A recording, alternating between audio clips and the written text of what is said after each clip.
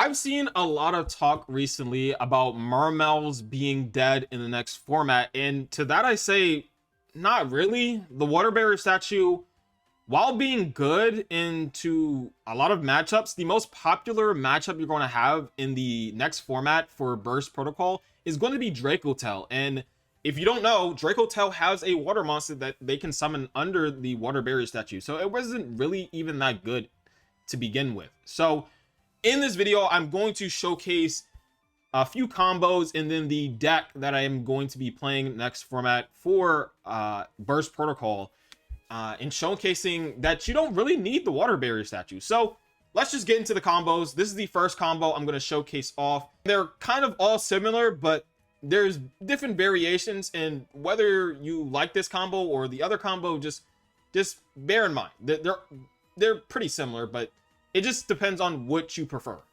So let's just get into the combo. You're gonna start off with Neptibus. This can be a lot of combinations. Like any of the 2-card combos will pretty much get you into this. It'll be a little bit worse or better depending on what you have, but they're all pretty similar and you get to the same end board. So we're going to normal summon Neptibus and then use the effect to send the Dragoons, and you're going to add the Abyss Shrine. And now you're going to use the effect of Dragoons. Dragoons is going to add Minstrel, and then you're going to use Minstrel effect to look at your opponent's hand. This is pretty standard for the previous combo in the previous format with the Water Barrier statue, so you're doing pretty much the same thing. And then you're going to use the Abyss Shrine. Abyss Shrine is going to summon out the Coelacanth, and then you're going to use the effect of Neptibus. Neptibus is going to summon out the Abyss Shrine. This is very important because you want to summon out a level 3, because level 3s are important for your synchro climbing plays. So now you're going to use the effect of Coelacanth. Coelacanth is going to summon out 3 fish, which is going to be your Abyss Pike, your Gluttonous, and your Butterfly Fish. This could be the Rabsca that negates attacks, but I like the Butterfly Fish because it's an extender that can also like trigger stuff like Neptibus in your hand by discarding it. And it can also like add itself back if you say discard it with Teus to activate the effect of Teus. So you get more water back into your hands, or like more discard fodder. So I like this better. I don't think the Rabsca is like really necessarily needed, but you could play it over that. But anyways, we're going to synchro summon into the White Aura Monosaurus, and that is going to use the effect to summon one of the fishes from your graveyard, which is going to be your Gluttonous. It doesn't really matter because you're going to summon the Pike anyways with the next play, which is going into the Abyss Rite, and Abyss Rite is going to summon out the Pike. And now the sequence of plays doesn't really matter as long as you get to the end goal here. So we're going to overlay into the Virtue Dragon.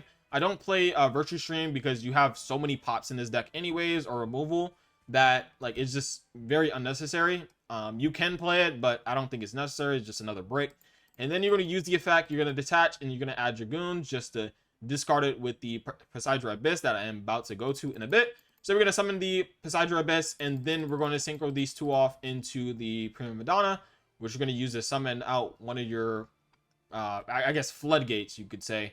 And now we're going to link summon into Coral Anemone, and then you're going to trigger the effect of the Poseidon Abyss. Poseidon Abyss is going to summon out 3 level 3s, one being a tuner, so you can synchro summon. And then you're going to trigger the effect of Dragoons and the Minstrel. I'm just going to send 3 Ash Blossoms just to make it simplified, so there's no confusion or no variance with it. So I'm going to send 3 Ash Blossoms for the effect of Minstrel just to make it simple. And then we're going to add the Dragoons back to the deck, and then we're going to use the effect of Dragoons to add the Heavy Infantry to our hand. And now we're going to synchro summon into Ravenous Crocosaur. Again, I'm just going to draw 2 or add 2 random cards to my hand to allude to the fact that I am drawing 2 cards just to make it simplified and just to not have any variance. I'm going to add 2 Impulse to my hand. So this is draw 2. You also have the Heavy Infantry in hand, and then you also have 2 unknowns in your hand as well, that is represented by the Fuvalos. And then you're going to use the effect of Coral Anemone, and that's going to summon out the Gluttonous. And then Gluttonous is going to summon back the Neptibus. It doesn't really matter what it is. It's just another body that you can use to link climb. And then you're going to use those 2 to link summon into the Mermail King. And then you're going to use the effect of Prima Donna, and this is going to summon out your first interruption or your first floodgate off of Prima Donna, and that is Newman. Newman is basically a replacement. It's really good against Dracotail. It's decent against Radiant Typhoon. It's good into a lot of other decks. So Newman is one of the core replacements for the Water Barrier statues. Basically a 1-to-1, I would say. It's probably better into stuff like Dracoto again, because the Water Barrier statue just doesn't do much. It does hinder their plays if they start with the branded stuff, but if they have like 5 mana or, you know, any of these Dracoto cards that could fuse into Gulamel, they're going to out this card. So it's just better to have this card.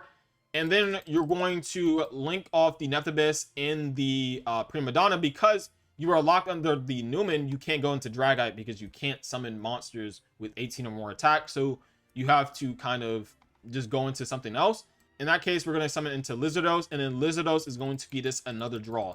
So we're ending off with 3 draws, a heavy infantry, 2 unknowns. So you not only have the Newman, you have the Ravenous Carcassor that can out a card. You have heavy infantry that can also out a card, and the Abyss Shrine that's going to get the heavy infantry in the graveyard is going to draw you a card. So that's even more cards. So like hand traps are really good in this deck. So like drawing into Impulse, Ash, Bell, Valor, like cards like that are really, really valuable in this deck right now if you're playing this version of the deck. So that is really good. You have so many other things you can draw. You can draw stuff like Dragoons that can trigger. You can draw into Poseidra and Nephthybis. So if you get Poseidra in the graveyard, you can send Nephthybis to your graveyard, and then Nephthybis can summon back the Poseidra, which is also an interruption on your opponent's turn. So you have multiple layers of interruption. You not only have just the Newman. Obviously, of course, you would like to have something like Dragite to stop spawn trap cards that can maybe out like the Newman. But for the most part, if they don't have like droplets, like they're not outing this card. So it's going to be very, very hard for your opponent to beat this. So let's get on into the next combo. The next combo is kind of similar. So we're going to send Dragoons, and we're going to add the Abyss Rite. These are basically the same as the last combo. It's just a little bit different. We're going to be summoning out another Floodgate or another Interruption in this combo. So we're going to summon out the Silicant. Silicant is going to summon the Abyss Rhine, and then you're going to use the effect of Silicant, and you're going to summon out the Pike, the Gluttonous, and the Fish, basically what we did in the last combo. And then you're going to synchro these two off into the White Aura of Monosaurus, and that is going to summon back the Gluttonous, and then you're going to use both of the level 7s to go into Abyss Rite, and Abyss Rite is going to summon out the Pike, and then you're going to use all 3 of the level 3s to go into Trishula. So this is another variation of combos you can go for in this particular moment.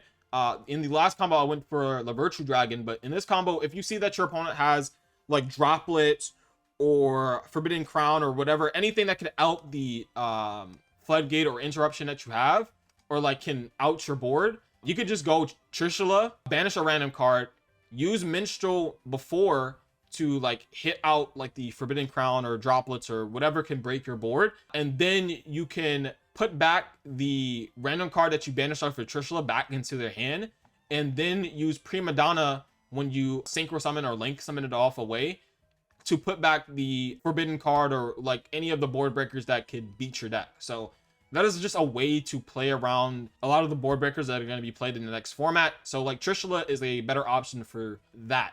But if you want to just have the advantage, just draw a bunch of cards, have a bunch of cards in your hand, then you can go for the La Virtue line. But in this combo, I'm just going to show off the Trishula line so you can just have additional interruptions or just get rid of additional cards in your opponent's hand. So now you're going to use the effect of Trishula, and then you're going to go into the Poseidra Abyss.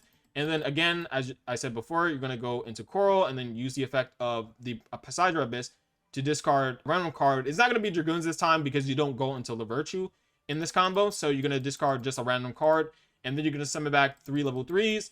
And then you're going to use the effect of the Minstrel. Again, I'm going to mill Ash Blossoms just to eliminate variance and to just show off the simple combo. And then we're going to put back the Dragoons back to the top of our deck so we can draw into it with the Ravenous Carcassor. So we're going to use the effect of Ravenous Carcassor. I'm going to draw into the Dragoons, and then we're going to just add a Impulse to show that it's just a random card you're going to draw.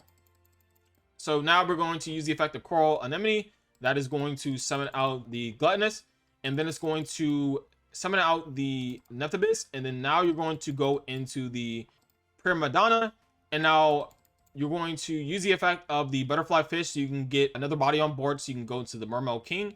And now that triggers the effect of Dragoons, and that's going to add heavy infantry to your hand.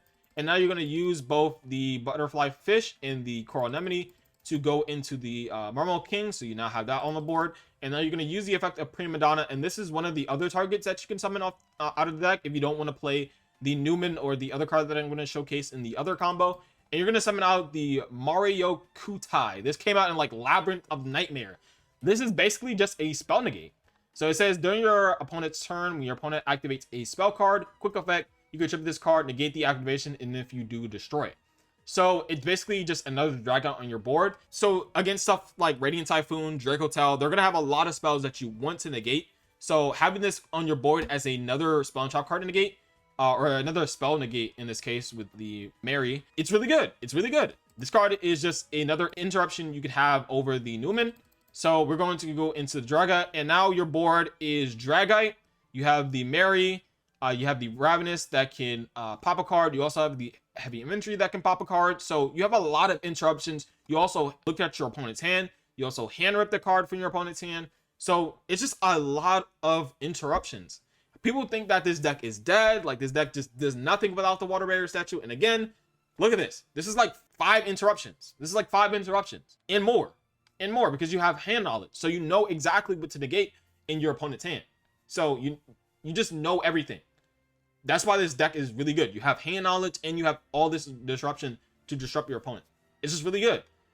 And with the other combo, I think it's the worst out of the 2 or the 3. But it's still another combo you can do. I think it was pretty cute, but I am going to show it off just to show you the different options that you have. And if the format calls for it, then you can play this version. So yeah, it's basically the same thing. I'm just going to speed through this. You're doing the same thing. I'll show the, or I'll tell you when it varies from the other combos. So you're going to use the effect of Minstrel, obviously, to look at your opponent's hand, banish a card from their hand. And then you're going to use the effect of Shrine to summon out your Silicant. Then you're going to summon out the Shrine from your graveyard again. And then you're going to use the effect of Silicant to summon out the 3 fish from your deck. And then you're going to use the 2 monsters to synchro summon into the Monoceros. You're going to use the effect of Monoceros. And then you're going to overlay in the extra monster zone. This is pretty important right here because of the variant of combo you're going for. And you're going to summon the Abyss Rite in the extra monster zone. And then you're going to use the effect to summon out the Abyss Pike. And now you're going to use the effect of the Gluttonous because you summoned it back with the Monoceros. So it's not negated off the effect of Silicant. And you're going to use the effect to summon out the Nephthybis. This is very important because of what you're about to do next. So we're going to synchro summon into the Trishula. This is very important to have on your board as a board piece, as you're going to see later in the combo. But now you're going to use the effect to Trishula your opponent. And now you're going to go into the Poseidra Abyss. And now you're going to link off the Nephthybis and the Poseidra Abyss to go into Coral. And then you're going to use the Poseidra Abyss effect to discard and summon back 3.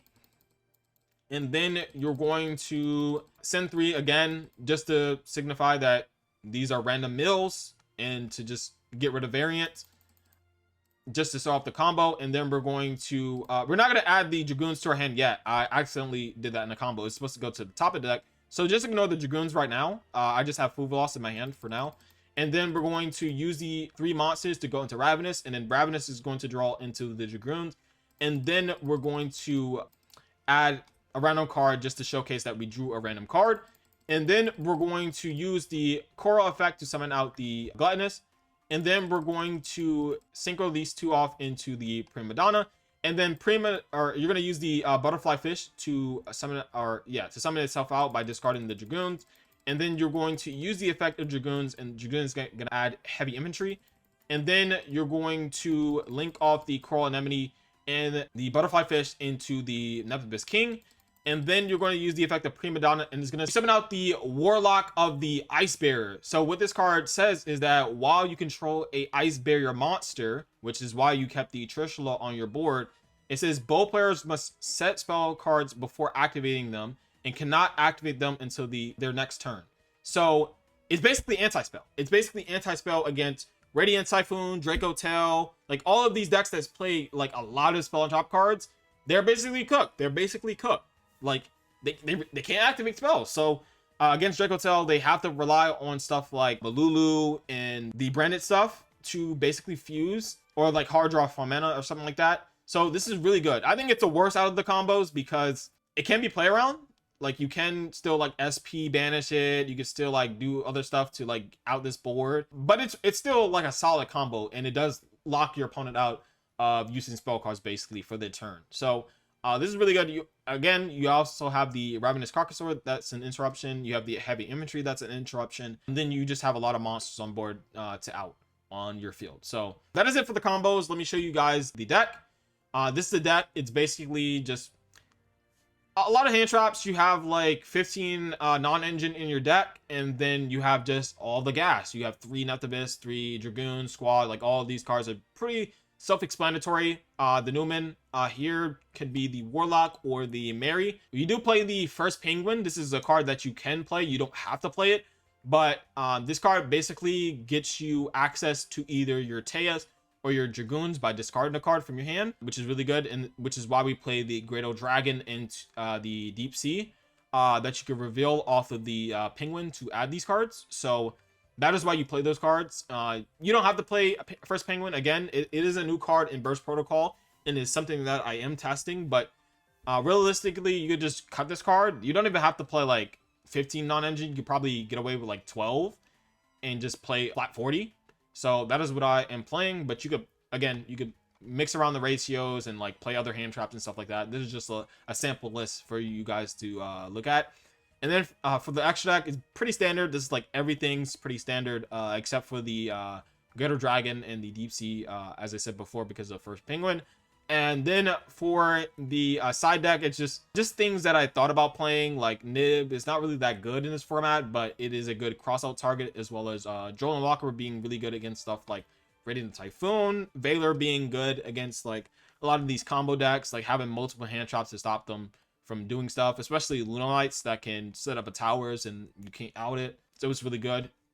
Imperm against stuff like the K9 decks is just really good. Marksman is good for like the macro decks like Dracotel and Radiant Typhoon. Deep Sea Aura, this is just another consistency card. Because you're playing 46 cards, you need consistency cards to replace your Fuvlos and Perlias and anything else you want to take out. You just need more consistency. This can be Deep Sea Diva as well, but I think Arya is a little bit better because it doesn't lose to stuff like Imperm and Valor that are going to be seen played in the format. So you could just add Neptibus to your hand if you have like any of these discards.